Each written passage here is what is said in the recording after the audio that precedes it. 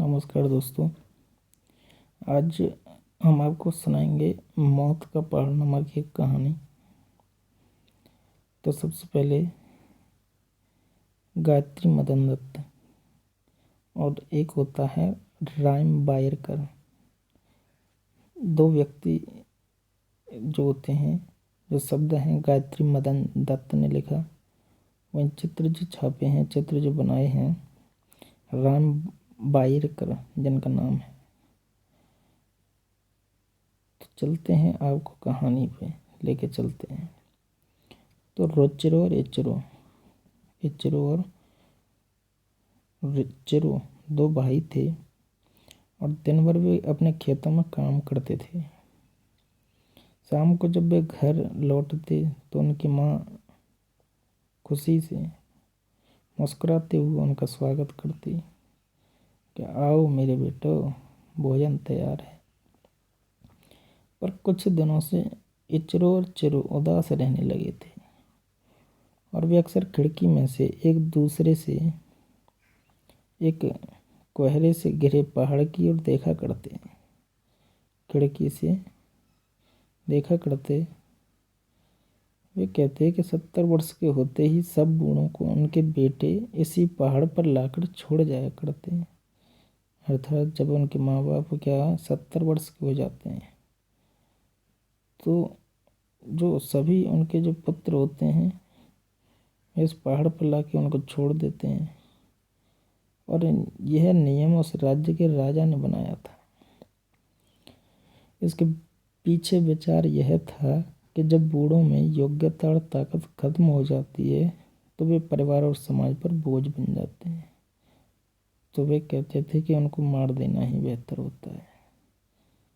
तो इस नियम से यह बात भुला दी गई थी कि बूढ़े लोग अपना वर्षों का अनुभव और ज्ञान अपने बच्चों को दे सकते हैं। और एक शाम सुमी ने अपने बेटों से कहा कि मेरे बच्चों, उनकी जो माँ थी इचरो और चिरो की, उसकी माँ का नाम था सुमी। मेरे बच्चों, आज पूर्णमासी है। आज मैं 70 वर्ष की हो गई। अब इस राज्य के नियम के अनुसार कल तुम मुझे उस पहाड़ पर पहुंचाओ जहाँ से कोई लौट कर नहीं आता। माँ माँ, हम ऐसे शब्द सुन भी नहीं सकते। तुम जो इतनी चुस्त दुरुस्त और बुद्धिमान हो, तुम्हें हम वहाँ पहुँचाएं तो मेरे बच्चों, कानून से तुम कैसे लड़ोगे? तो कोई चारा ना था। और अगली सुबह सुमी ने बड़े प्यार से अपने घर को घूर घूर कर देखा। कपड़े सब दुरुस्त हो गए। मैंने आखिरी खाना भी बना दिया। उसकी डोली तैयार थी और यात्रा शुरू हो गई थी। अर्थात उसके जो दोनों बेटे थे उसको लेके पहाड़ की ओर जाने लगे। यात्रा काफ़ी लंबी थी। आखिरकार वे पहाड़ की तलहटी में पहुंचे और जैसे जैसे वे ऊपर चढ़ने जा रहे थे तो सुमी रास्ते के किनारे पर उगे हुए सरकंडों को तोड़ कर गिराती जा रही थी। वह खुद तो उस रास्ते पर वापस नहीं आने वाली थी। तब क्या हुआ?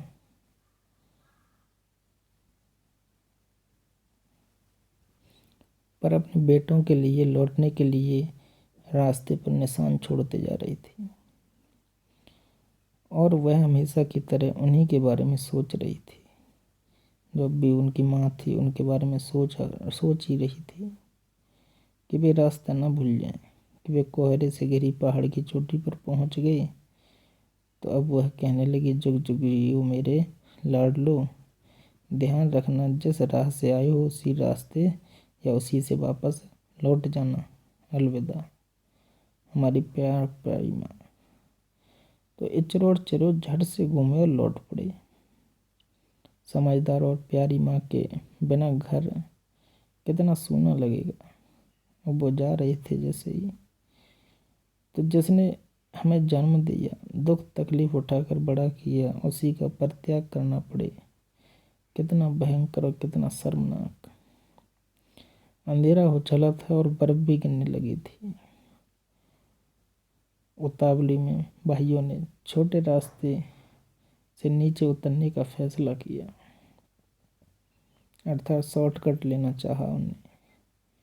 तो अचानक बर्फ़ के फाहे घने होने लगे, बर्फ़ गिरने लगी और ज़ोरदार तूफान शुरू हो गया। अब कैसे जाएं, हम कहाँ जाएं? इचरो, हम रास्ता भटक गए हैं, आगे कोई रास्ता नहीं। और निराश होकर वे वापस पहाड़ की चोटी की ओर दौड़ पड़े। माँ, तुम कहाँ हो? हम रास्ता भटक गए हैं, कहाँ हो?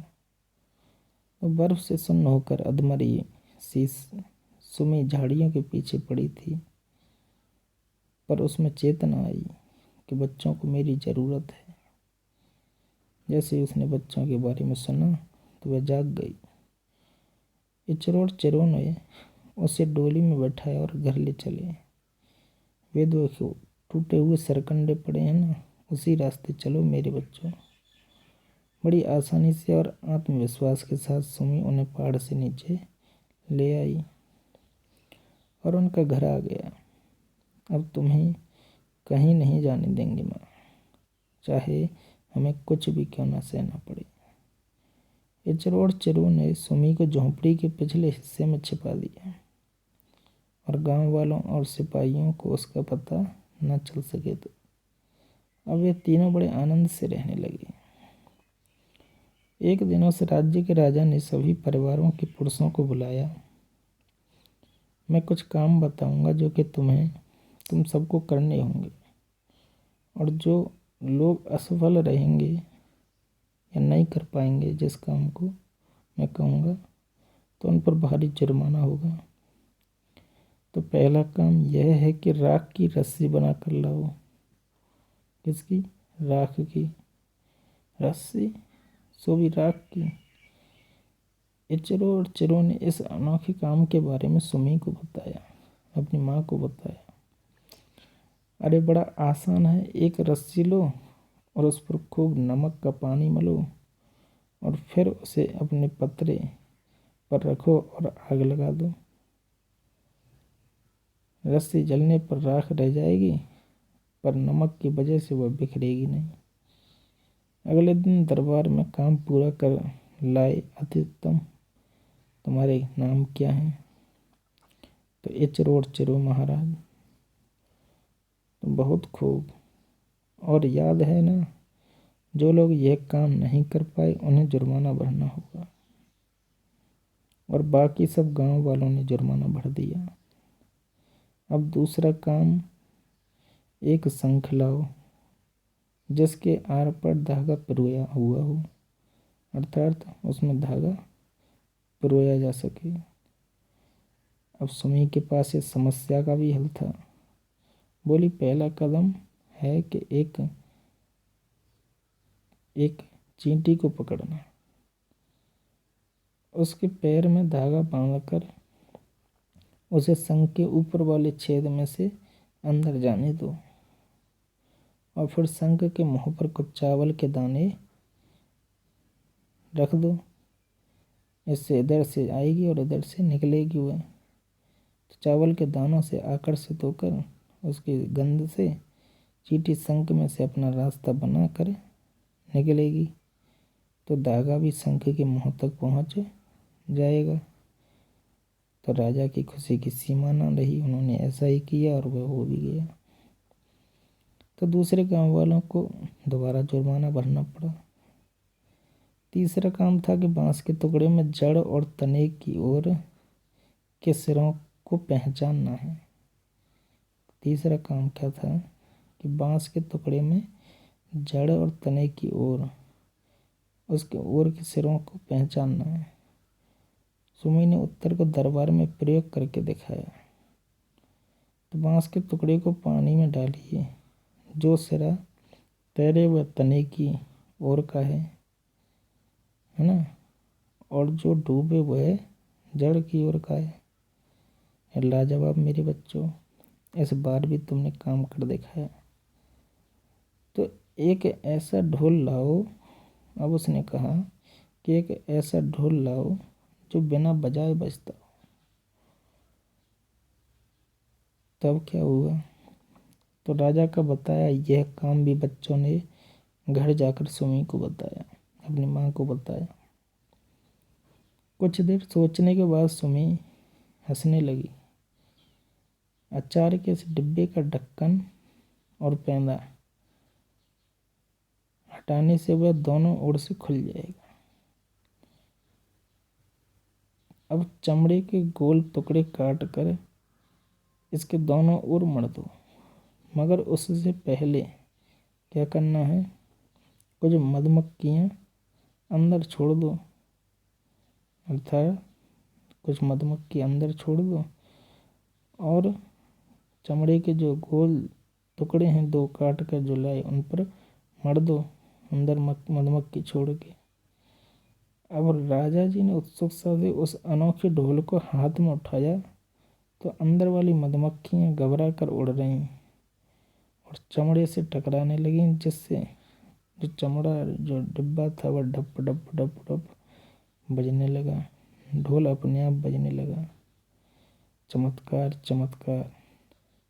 मेरे बताए सभी काम पूरे करने के उपलक्ष्य में हे लड़कों, मैं तुम्हें उगते हुए सूर्य का पदक प्रदान करता हूँ। महाराज रुकिए, हम एक अपराध स्वीकार करना चाहते हैं। इस सम्मान के हकदार हम नहीं, बल्कि हमारी माँ है, जिन्हें हमने अपनी झोंपड़ी के पीछे छिपा रखा है। हालांकि वे 70 वर्ष की हो चुकी हैं, पर हमने उन्हें नहीं जाने दिया। इस तरह हमने राज्य का नियम तोड़ा है।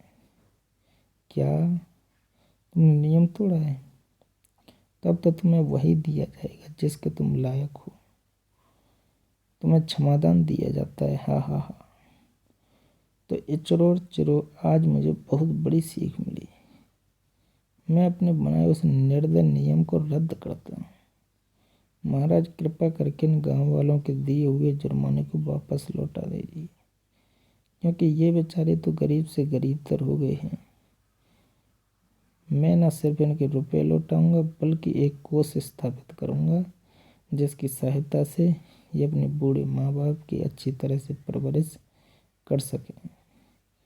और जल्द ही दरबार में सुमी तुम्हारी सूझबूझ और समझदारी के लिए और जो ममता तुमने अपने बच्चों को दी है उसके लिए मैं तुम्हारा सम्मान करता हूँ। अब से तुम और तुम्हारे लड़के मेरे शाही सलाहकार होंगे। और उस दिन से मौत का पहाड़ सूना पड़ा है, अर्थात वहाँ पर कोई नहीं जाता, क्योंकि अब किसी अभागे बेटे को अपने प्यारे माँ बाप को वहाँ छोड़ने नहीं आना पड़ता। इस प्रकार से यह कहानी कैसी लगी? अगर पसंद आई हो तो वीडियो को लाइक करें, वीडियो को अपने मित्रों के साथ शेयर करें और ज़्यादा से ज़्यादा अपने मित्रों को जोड़ें, जिससे कि वो सभी पाठों को पढ़ सकें, हिंदी के जो भी पाठ हैं, है ना। और अगली बार अगर आपको इसी प्रकार की और कहानियाँ चाहिए तो वीडियो चैनल को सब्सक्राइब करें, ठीक है, लाइक करें। धन्यवाद।